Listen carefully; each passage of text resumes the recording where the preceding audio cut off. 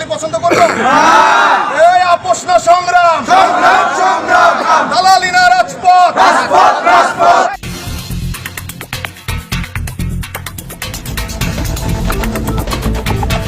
এখানে আমাদের আশুলিয়ার সাব রেজিস্ট্রার অফিসে যে আমাদের নতুন সাব রেজিস্ট্রার আছেন, উনি যে পরিমাণে গ্রাহকদের হয়রানি করতেছে এবং এই এলাকাবাসী যারা আছে এবং স্থানীয় ছাত্র সমাজ যারা আছে তারা মিলে তার এই হয়রানির বিরুদ্ধে আমরা এখানে একটা মানববন্ধনের এবং বিক্ষোভ সমাবেশের আয়োজন করেছি।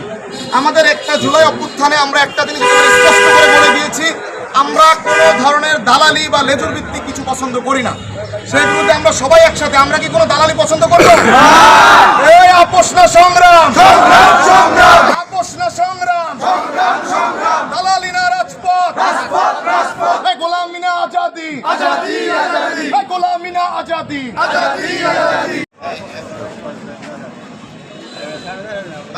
মানববন্ধন আয়োজন করেছে। আমি পরিচয় জানি, আসসালামু আলাইকুম, আমি তুহিন, গণঅভ্যুত্থানের ঢাকা জেলা উত্তরের একজন কর্মী এবং আমরা যে জন্য আজকে এখানে মানববন্ধন কর্মসূচি পালন করতেছি এর অন্যতম কারণ হচ্ছে এখানে যে আশুলিয়া সাব রেজিস্ট্রার অফিসের যে রেজিস্ট্রার উনি হচ্ছে ওনার বিরুদ্ধে বেশ আমরা দুর্নীতির অভিযোগ পেয়েছি এবং শুধু ওনার বিরুদ্ধে না, আমরা এমন অভিযোগ পেয়েছি যে সাব রেজিস্ট্রার অফিসের দেয়ালটা নাকি হেলান দিলেও সেখানে টাকা দিতে হয়, আমরা এই ধরনের অভিযোগ এখানে পেয়েছি। তো আমরা চাচ্ছি এই জুলাই গণঅভ্যুত্থানের পরে যে এত রক্তের বিনিময়ে যে আমাদের এই স্বাধীনতা, আমরা দ্বিতীয় স্বাধীনতা পেয়েছি, সেখানে আমরা কোনো ধরনের এই দালাল এবং দুর্নীতিবাজদের ঠাঁই আমরা এই ধরনের সরকারি অফিসে দেখতে চাই না। এবং আমরা চাই এইখানে যে অফিসার আসবে সে যেই হোক সে পরিপূর্ণ গ্রাহক সেবা দিবে। তার বিরুদ্ধে যে অভিযোগগুলো আছে আমরা আমাদের প্রশাসনিক লেভেলে যারা ঊর্ধ্বতন কর্মকর্তা আছে তাদের প্রতি অনুরোধ করব, আপনারা এগুলো খতিয়ে দেখবেন। সে যদি দুর্নীতিবাজ হয়ে থাকে তার বিরুদ্ধে আপনারা ব্যবস্থা নেবেন। আপনারা গতকালকে দেখেছেন এখানে এক ভুক্তভোগী সে এসে সম্পূর্ণ বর্ণনা দিয়েছে যে কি কারণে তার কাছ থেকে অতিরিক্ত অর্থ আদায় করা হইতেছে। তাকে বলা হইতেছে যে একটা ফাইল দিয়ে বলা হইতেছে এটা করা যাবে না এবং তাকে তার পরবর্তীতে বলতেছে আমার পিএস বা অমুকের সাথে কথা বলেন, সে এটা সমাধান করে দিবে। সে সমাধান করে সেখান থেকে মোটা অঙ্কের অর্থ দাবি করতেছে। আমরা এই ধরনের দালাল যুক্ত সাব রেজিস্ট্রার অফিস দেখতে চাই না। জুলাই পরবর্তী প্রত্যেকটা সরকারি অফিসে আমরা চাই সুষ্ঠু এবং সুন্দরভাবে সরকারি কার্যগুলো সম্পন্ন করা হোক এবং তার প্রেক্ষিতে এটা তো মাত্র শুরু। আমরা সাভার আশুলিয়াবাসী স্পষ্ট করে বলে দিতে চাই, সাভার আশুলিয়ার প্রত্যেকটা সরকারি অফিসে আমরা যদি এই ধরনের কোনো অভিযোগ পাই, আমরা সাভার আশুলিয়াবাসী কিন্তু এখানে কোনো ধরনের ছাড় দিব না। আর কিছু বলার থেকে বলুন। আচ্ছা, আপনাদের যে অভিযোগ যেটা বললেন একটু যদি সুনির্দিষ্ট করে স্পেসিফিক বলেন যে তার কাছে টাকা দাবি করছে, কতজনের কাছে কত টাকা দাবি করছে, তাহলে আমাদের জন্য ভালো হয়। গতকালকে যে মুরব্বী এখানে আসছিল ওনার একটা বক্তব্য আপনারা পাবেন, কালকে যে আমাদের একটা ফেসবুকে একটা ভিডিও ভাইরাল হয়েছে ওখানে আপনারা পুরো তথ্যটা পাবেন যে ওনার কাছে কত টাকা দাবি করছিল এবং অনেকে হয়তো বলতে চাচ্ছে না সামনে এসে। এগুলো আপনারা একটু যদি খতিয়ে দেখেন তাহলে তথ্যগুলো সব পেয়ে যাবেন। যদি আমাদেরকে আপনারা যদি একটু এই অনেক বলেন যে আমার জন্য ওনার কাছে শান্ত কত টাকা কালকে দাবি করছিল আচ্ছা, গতকালকে যেহেতু আমি এখানে ছিলাম তো গতকালকে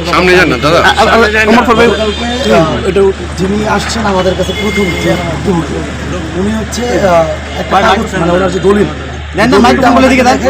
এবং সেই দলিলে হচ্ছে কিছু নাম্বার লিখে দেয়, মানে যেটা হচ্ছে সরকারি নাম্বার, আমরা অত ভালো বুঝি না, যেটার মানে হচ্ছে যে ওনার 12 লাখ টাকার একটা দলিলে মোটামুটি 4,80,000 টাকার ট্যাক্স দিবে, মানে ওনার হিসাব আছে। এখন এই ওই লোকের কথা হচ্ছে যে 12 লাখ টাকার একটা দলিলে 4,80,000 টাকা ট্যাক্স দিলে তাইলে আমি মানে এই দলিলটা আমার মানে জমি নেওয়ার লাভ কি, আর এই জমি কিনে আমার কি হবে, জমির দাম তো অনেক উঠতে চলে যাবে। তো উনি যখন এই ব্যাপারে বলে যে স্যার এত তো ট্যাক্স হওয়ার কথা না, তখন বলছে আপনারা বুঝিয়ে দিবে ভালো করে, আমার হচ্ছে সাইডে পিএ, আমার যে পিএ আছে ওনার সাথে কথা বলেন, উনি বুঝিয়ে দেবেন। দেন ওনার সাথে কথা বলতে গেলে জানতে পারে যে 20,000 টাকার যে হচ্ছে ইয়াটা দিতে হয় ট্যাক্সটা, সেটা 80,000 টাকা উনি দাবি করছে যে উনি সরকারিভাবে দিয়ে দিলে 80,000 টাকা ওনাকে দিয়ে দেবে। এর বেশি ওই 4,80,000 5 লাখ টাকা দেওয়ার দরকার নেই, শুধু 80,000 টাকা দেন, আমি ওটা সরকারি যা খরচ আছে সেটা আগে। এই হচ্ছে ওই ভিকটিমের নাম কি? ভিকটিমের নাম আমি সেটা বলতে পারবো না, বাট ওনার যে ভিডিও ফুটেজটা ওইটা আমার আজকে কি কোনো ভিকটিম আছে, যিনি ভুক্তভোগী আছে, যিনি আজকে তো অফিস বন্ধ, এই জন্য কোনো ভুক্তভোগী আজকে এখানে আসে না। আর সাব সাব রেজিস্ট্রার নিজেই আসেন। এই জন্য অফিসে কার্যক্রম আর কি চলমান নেই। ওই ঘটনা স্যার আর কোনো স্পেসিফিক কোনো অভিযোগ আছে তার বিরুদ্ধে? আর কোনো গতকাল স্পেসিফিক যখন আমরা ওনার সাথে কথা বলি, তো উনি আমাদেরকে, আমরা সরাসরি বলি যে আপনার নামে কেন আগামীতে নিউজ করা হয়েছিল। উনি বলে কি যে 500 টাকা দিলে আমার নামে অনেক নিউজ হয়, এখন নাকি আপনারা 500 টাকার বিনিময়ে নিউজ করেন। এটা সরাসরি যমুনা টিভিকেই বলা হয়েছে। আমরা যখন বলি যে আপনি যমুনা টিভিতে আপনার নামে নিউজ করছে, ভাই 500 টাকা দিলে তো অনেক নিউজ হয়, তার মানে কি আপনার 500 টাকার বিনিময়ে নিউজ করেন। আর তারপরে যখন ওনার সাথে আমরা ছাত্র সমাজে কথা বলতে চাই এবং ওনাকে সসম্মানে আমরা বাহিরে বাড়ি করে এটা নিয়ে উনি পরবর্তীতে কথা তোলে যে আমরা নাকি ওনাকে অনেক হেনস্থা স্বীকার করছি। আমরা চাই যে এই সাব রেজিস্ট্রার অফিসটা এটা দুর্নীতি মুক্ত, এটা সাব রেজিস্ট্রার অফিস হোক, যেখানের মধ্যে গ্রাহকরা এসে তাদের সুবিধা নিতে পারে সুন্দরভাবে। এবং ওনার নামে আরো কিছু এলিগেশন, আমি হচ্ছি সদস্য সচিব সিটি ইউনিভার্সিটি বৈষম্য ছাত্র আন্দোলন। আর ওনার নামে আরো কিছু এলিগেশন ছিল যে পরিচয় একটু দেন। আহ্বায়ক বৈষম্য ছাত্র আন্দোলন সিটি নামটা নামই ইমন নাম ভাই শান্ত।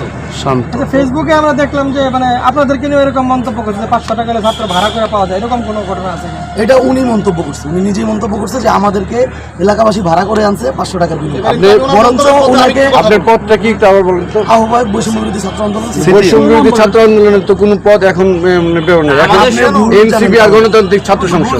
আপনার তাহলে ভুল ধারণা। আমাদের হচ্ছে আমরা সম্মিলিত প্রাইভেট ইউনিভার্সিটি, আমাদের প্রাইভেট ইউনিভার্সিটির কেন্দ্রীয় হিসেবে আমাদের কমিটি দেওয়া হয়েছে, যে কমিটির মধ্যে আমি সদস্য সচিব মোহাম্মদ শান্ত সিটি ইউনিভার্সিটি, এবং আমাদের হচ্ছে আহ্বায়ক সৈয়দ হিমন, উনি হচ্ছে আহ্বায়ক সিটি ইউনিভার্সিটি। আপনার এনসিপির আন্ডারে না, আমরা এনসিবি আন্ডারে।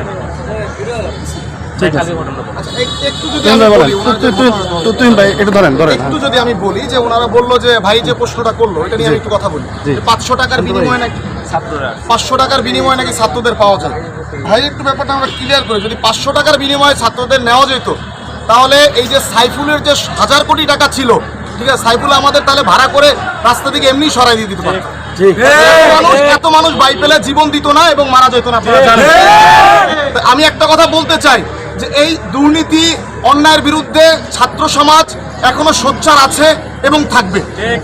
তাদেরকে টাকা দিয়ে কিনতে পারবেন না, টাকা দিয়ে ছাত্রদেরকে কিনতে পারবেন, এটা আমি আজকে স্পষ্ট করে আপনাদের সাথে ক্লিয়ার করে দিই। একটা জিনিস, আপনারা ওনার এই অভিযোগ এবং অনিয়মের বিরুদ্ধে ওনাদের উদ্বোধনক কর্মকর্তাদের কি জানাইয়েছি? কোনো অবহিত করছেন কিনা? আচ্ছা, আমরা হচ্ছে গিয়া এখানে ইউনো মহোদয়কে জানানো হয়েছে, যেহেতু উপজেলার দায়িত্বে উনি বর্তমানে সব কিছু প্রশাসনিক কর্মকর্তা, ওনাকে জানানো হয়েছে। ডিসি মহোদয়কে হয়তো জানানো হয়নি, তাকে আমরা জানিয়ে দেবো। যেহেতু আমরা কালকে আসছিলাম ওনার সাথে জাস্ট কথা বলার জন্য যে ভাই অভিযোগগুলো পাচ্ছি আমরা, কি আসলে এটা কেমন অভিযোগগুলো আসলে আপনার বিরুদ্ধে করা হচ্ছে, আপনি এটা কি বলেন। সে এমন রুড আচরণ করছে আমাদের ছেলেগুলোর সাথে, আমাদের ভাই বোনদের সাথে, যে উনি এমন কথা বলতেছে, আমি ঢাকা ইউনিভার্সিটির তোমাদের যারা সমন্বয়ক ছিল তারা আমার ছোট ভাই। তাহলে আপনার ছোট ভাই যারা সমন্বয়ক তারা কি আপনার অন্যায়কে প্রশ্রয় দিবে? কখনো উনি চুপ।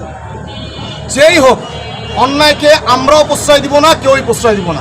অন্যায়ের বিরুদ্ধে আমাদের অবস্থান সবসময় পরিষ্কার, যে অন্যায়কারী সে অন্যায়কারী, সে যে কোনো দল, সরকারি কর্মকর্তা যে হোক, যে অন্যায়কারী সে অন্যায়কারী। ঠিক আছে, ধন্যবাদ, ভালো থাকবেন সবাই।